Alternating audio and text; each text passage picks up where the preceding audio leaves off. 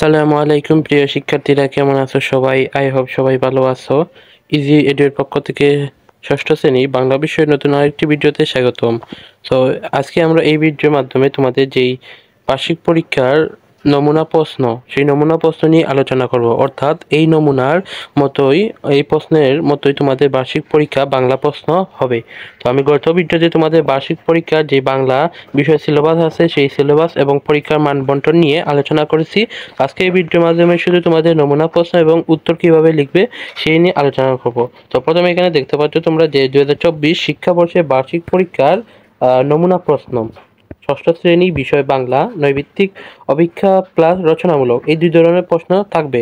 তোমাদের সময় হচ্ছে 3 ঘন্টা এবং পূর্ণমান হচ্ছে 100 নম্বরের। তো প্রথমে নৈবিত্তিক অংশে যা যা থাকবে তোমাদের 25 নম্বরের। তো বিষয় দ্রষ্টব্য এখানে লিখেছে বহু নির্বাচনী অপেক্ষার সঠিক ও সর্বোৎকৃষ্ট উত্তরটি খাতায় লেখো। 1 থেকে 15 এবং এক শব্দ বা এক বাক্যে উত্তর লিখো 16 থেকে 25 পর্যন্ত। অর্থাৎ তোমাদের যে নৈবিত্তিক বা বহুনির্বাচনী প্রশ্ন সেটি তোমাদের 1 থেকে 15 পর্যন্ত থাকবে এবং 16 থেকে 25 পর্যন্ত তোমাদের এক কথায় প্রকাশ, এক কথায় উত্তর যাকে বলে, এই উত্তরটি তোমরা 16 থেকে 25 নম্বর কোয়েশন এটি লিখবে এবং প্রতিটি প্রশ্নের জন্য মান থাকবে 1 করে।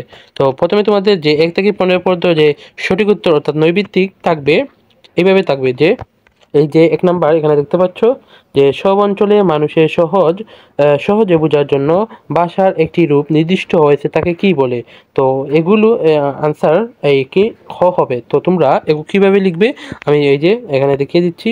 এই যে স্ক্রিনে স্ক্রল করলে তোমরা দেখতে পারবে এই যে তোমরা 1 নং প্রশ্নের উত্তর, তারপর এই যে নমুনা উত্তর ষষ্ঠ শ্রেণী বাংলা বিষয়, এখানে উত্তরপত্র মূল্যায়নের বিবেচ্য বিষয়সমূহ, এগুলো তোমাদের নয়, এগুলো শিক্ষকদের ওনারা পড়বেন। এই যে নৈবিত্তিক অভিজ্ঞ উত্তর কিভাবে লিখবে, তো মনে করো এখানে 1 এর খ হয়েছে, তাই তোমরা এখানে দিবে 1 এর খ প্রমিত ভাষা। এইভাবে যদি 2 এর ক হয় তাহলে এবার 2 এর ক দিয়ে তারপর শীতল পাটির নকশা। এইভাবে তোমরা এই পরীক্ষার খাতায় নৈবিত্তিক প্রশ্নগুলোর উত্তর লিখবে।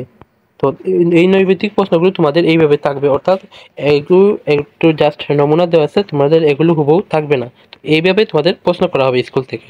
তারপরে যে 2 নাম্বার 3 নাম্বার এভাবে, তারপর এই যে 4 নাম্বার, তার 5 6 7 8 9 10 এইভাবে চিত্র দিতে পারে বা এইরকম একটি বক্স দিয়ে তারপর এখানে হবে যে উপরের লেখাটির চারপাশে কোন বিষয়ের সাথে মিল রয়েছে। তো এইভাবে তোমাদের এই সঠিক উত্তর থাকতে পারে।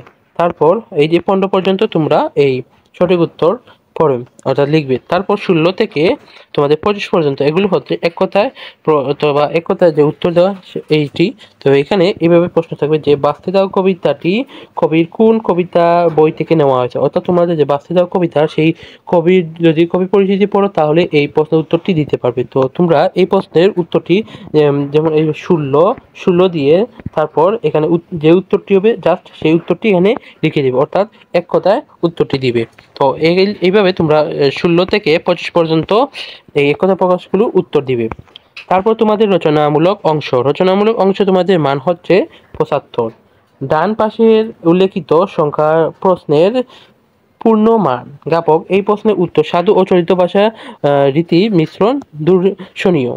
তারপর সংক্ষিপ্ত প্রশ্ন, এই যে এখান থেকে 1 থেকে তোমাদের 10 পর্যন্ত সংক্ষিপ্ত প্রশ্ন থাকবে। এই সংক্ষিপ্ত প্রশ্ন এইভাবে হতে পারে যে 1 নম্বরে আমি দেখে দিই যে লোকশিল্প সংরক্ষণ ও সম্প্রদায়নের দায়িত্ব আমাদের সকলের কেন। তো এটি তোমরা এই সংক্ষিপ্ত প্রশ্নের উত্তর লিখবে 1 দিয়ে, তোমরা এই উত্তরটি এভাবে লিখবে। আর এটির প্রতিটি সংক্ষিপ্ত প্রশ্নের তোমাদের 2 মার্ক করে থাকবে।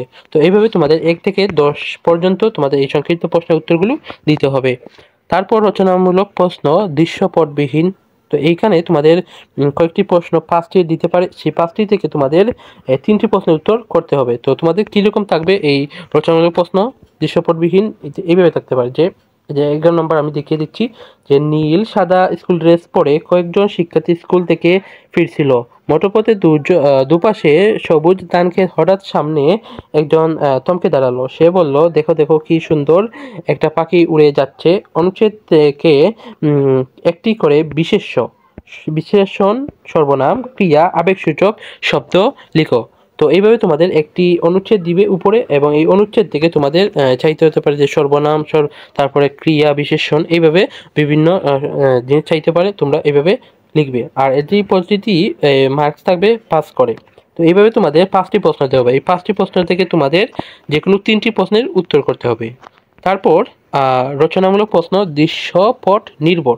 আর আগেরটা ছিল রচনামূলক প্রশ্ন দৃশ্যপট বিহীন, আর এটি দৃশ্যপট নির্ভর। অর্থাৎ এখানে 8টি এর প্রশ্ন থাকবে, 8টি থেকে তোমাদের 5টি উত্তর দিতে হবে। এই যেরকম থাকবে তোমাদের এই যে 16 নম্বর আমি দেখিয়ে দিচ্ছি যে নিচের কবিতাটি পড়ে নিম্নোক্ত প্রশ্নগুলো উত্তর দাও। অর্থাৎ এখানে একটি কবিতা দিবে, সেই কবিতা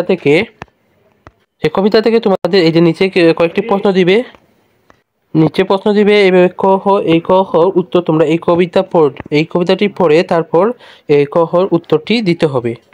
তো প্রশ্নগুলো কিভাবে থাকতে পারে যে এই যে খ নাম্বার প্রশ্নে উপরে কবিতাংশের সাথে তোমার জীবনে বা চারপাশে যে সম্পর্ক মিল পাওয়া যায় তা ব্যাখ্যা করো। অর্থাৎ এই যে কবিতা দিবে, এই কবিতার সাথে তোমার জীবনের কি সম্পর্ক আছে তা এই খ নাম্বারে লিখবো এইভাবে। তারপর খ নাম্বারে থাকবে উপরের কবিতাংশে কবিতার বৈশিষ্ট্য প্রতিফলিত হয়েছে কি, তোমার যৌক্তিক মত উপস্থাপন করো। অর্থাৎ এই যে কবিতা দিবে, এই কবিতার যে বৈশিষ্ট্য, এই বৈশিষ্ট্যগুলো কি এখানে প্রতিফলিত হয়েছে, তো এটা তুমি একটি যুক্তি উপস্থাপনা করবে। তো এইভাবে তোমাদের এই রচনামূলক প্রশ্ন দৃশ্যপট নির্ভর থাকতে পারে।